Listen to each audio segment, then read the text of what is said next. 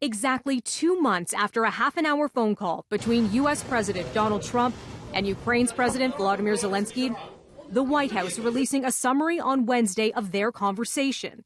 A call that's at the center of the formal impeachment inquiry into Trump launched Tuesday by top elected Democrat House Speaker Nancy Pelosi. The president must be held accountable. No one is above the law. So what was said in that phone call? According to the summary, Trump said to Zelensky, "I would like you to do us a favor." Trump asked the Ukrainian leader to look into the son of the frontrunner for the Democratic presidential nomination, Joe Biden.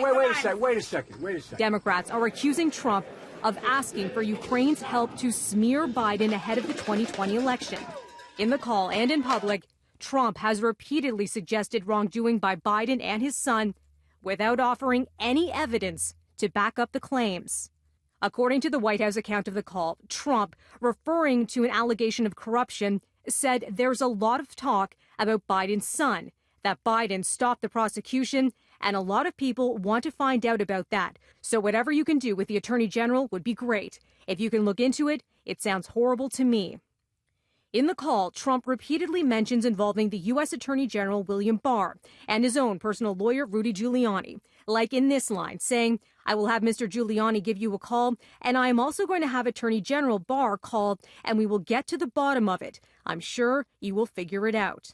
The Department of Justice said on Wednesday that Trump had not spoken with Barr about having Ukraine look into the Bidens.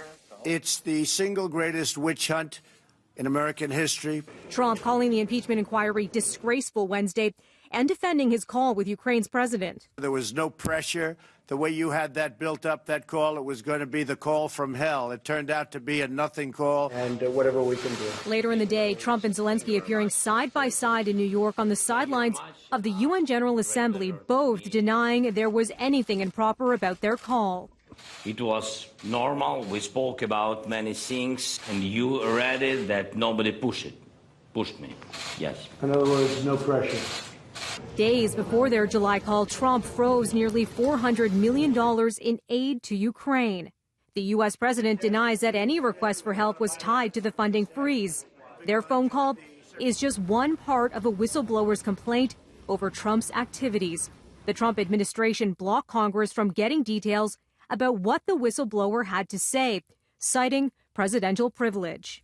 Then a late-day twist in this fast-moving story. The acting director of national intelligence was set to release the whistleblower complaint to Congress around the same time Trump was scheduled to hold a news conference in New York. I've spoken with Leader Kevin McCarthy and the Republicans, many of them, and we were going to do this anyway.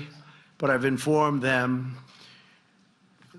all of the House members, that I fully support transparency on the so-called whistleblower information. And more details are expected Thursday on the whistleblower complaint when the acting director of national intelligence is set to testify publicly before the House Intelligence Committee.